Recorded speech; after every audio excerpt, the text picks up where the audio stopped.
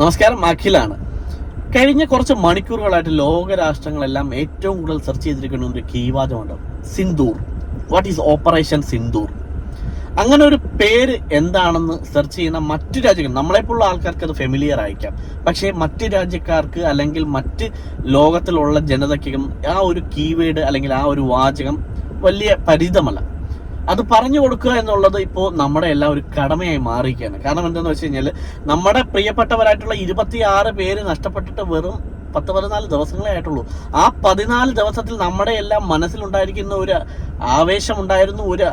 അതിൽ കൂടുതൽ നമുക്ക് എന്താ പറയുന്നത്, ഭയങ്കരമായിട്ട് നമുക്കൊരു വികാരമായിരുന്നു, പ്രതികരണത്തിനുള്ള ഒരു വികാരം നമ്മുടെ എല്ലാം മനസ്സിനകത്തുള്ളായിരുന്നു. പക്ഷേ വികാരത്തിനപ്പുറം ഒരു വിവേകത്തോടു കൂടിയിട്ടുള്ള ഒരു സംയമനപരമായിട്ടുള്ള ഒരു തീരുമാനമെടുക്കുകയാണ് ഒരു രാഷ്ട്രത്തിന്റെ കടമ എന്ന് നമ്മളെല്ലാം തെളിയിച്ചു തരികയായിരുന്നു കഴിഞ്ഞ കുറച്ച് മണിക്കൂറുകളിൽ.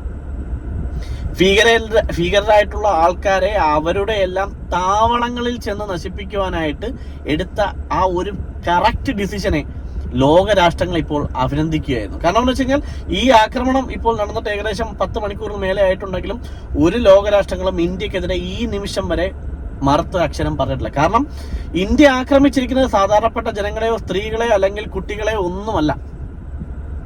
ആർക്കും വേണ്ടാത്ത ലോകങ്ങൾക്കെല്ലാം നാശം വിതയ്ക്കുന്ന ഭീകരരെ അവരുടെ താവളങ്ങൾ കറക്റ്റ് സ്പോട്ട് ചെയ്ത് അവിടെ തന്നെ വെച്ച് തീർക്കാനായിട്ടുള്ള പരിപാടി കാണിക്കാനായിട്ട് ഇന്ത്യ കാണിച്ച ആ ധൈര്യത്തെയാണ് ലോകമെല്ലാം ഇപ്പോൾ പ്രശംസിച്ചുകൊണ്ടിരിക്കുന്നത്.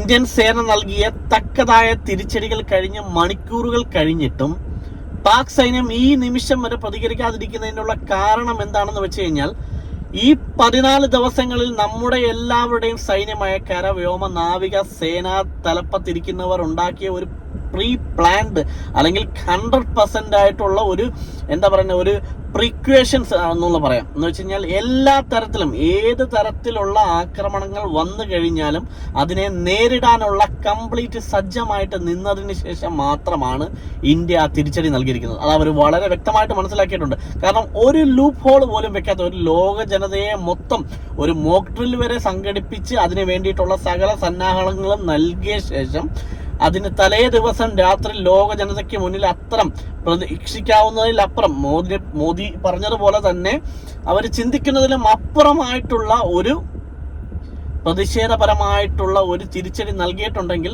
അതിന് നമ്മളൊരു ബിഗ് സല്യൂട്ട് കൊടുക്കുകയാണ്. ഒരു ഇന്ത്യൻ ജനതയിൽ അല്ലെങ്കിൽ ഒരു ഇന്ത്യൻ പൗരൻ എന്നുള്ള രീതിയിൽ, ഇന്ത്യയിൽ ജീവിക്കുന്ന ഒരു വ്യക്തി എന്നുള്ള രീതിയിൽ അതിനെ എത്ര എന്ന് പറഞ്ഞാലും അഭിനന്ദിച്ചേ മതിയാവുകയുള്ളൂ. കാരണം രാഷ്ട്രീയം വ്യത്യാസമില്ലാതെ നമ്മൾ അതിനെല്ലാം പ്രശംസിച്ചത്. കാരണം അത്രത്തോളം വളരെ കട്ട് ആൻഡ് ക്ലിയർ ആയിട്ടുള്ള ഒരു ഡിസിഷനാണ് അവിടെ എടുത്തത്. ഒരു കാരണവശാലും നമുക്കൊരു തിരിച്ചടി ഉണ്ടായിക്കഴിഞ്ഞു കഴിഞ്ഞാൽ ആ തിരിച്ചടിയെ നേരിടാനായിട്ട് നമ്മൾ 100% സജ്ജരാണെന്ന് പാക് ജനതയ്ക്ക് അല്ലെങ്കിൽ പാക് സൈനികർക്ക് വളരെ വ്യക്തമായിട്ട് മനസ്സിലാക്കിയിട്ടുണ്ട്. നമുക്ക് നഷ്ടപ്പെട്ട 26 ജീവനുകൾക്ക് രാജ്യം നൽകിയ തക്കതായ വിവേകപരമായിട്ടുള്ള മറുപടിയാണ് ഓപ്പറേഷൻ സിന്ദൂർ. ഇനി ഇന്ത്യക്ക് നേരെ ഒരു ചെറുവിരൽ അണക്കി കഴിഞ്ഞാൽ നേരിടേണ്ടി വരുന്ന പ്രത്യാഘാതം എന്താണെന്ന് ചിന്തിക്കുന്നതിലെല്ലാം വളരെ വളരെ അപ്പുറമായിരിക്കുമെന്ന് വളരെ മുന്നറിയിപ്പോടുകൂടി നൽകിയിരിക്കുന്ന മറുപടി. ഒരു കാരണവശാലും ഇനി ഒരു മുന്നോട്ടൊരടിക്കാൻ അല്ലെങ്കിൽ ഒരു മുന്നോട്ടൊരു കാല് വെക്കാൻ പാകിസ്ഥാൻ തയ്യാറാവില്ല.